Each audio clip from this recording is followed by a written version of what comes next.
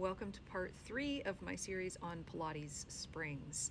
Today we're talking how adjusting the gear bar changes the maximum load from the springs during footwork. So first of all, I have this scale here. This is measuring spring extension. So spring extension is 0 when the carriage is all the way home. So this is always going to be 0 at the end of my carriage here. Remember that. In first gear on balance body springs red, red, green, I can achieve 18 inches of extension, which equals 83 pounds.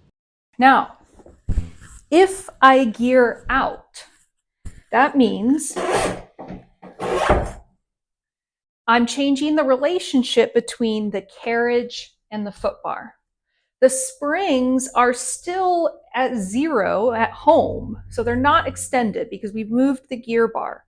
So now I need to move my scale here so that I have accurate spring extension measurement. It's very high tech.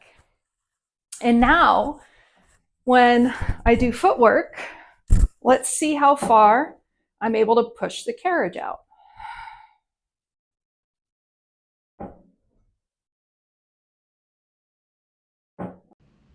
By gearing out the carriage or moving the spring bar 6 inches, I reduced the total spring extension by 6 inches. So that means the total load when I was geared in was 83 pounds if I had a red, red, and green balanced body spring.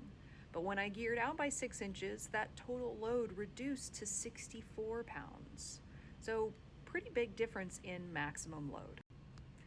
If you just love numbers and you want to know more common weights of balanced body like footwork spring setups, I've made a chart here that shows the weight at each level of spring extension.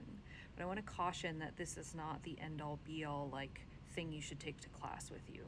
When I'm deciding what springs to use, I'm thinking about the intention of the movement, I'm thinking about the person's dimensions, I'm thinking about what their strength levels are and how hard I want this to be.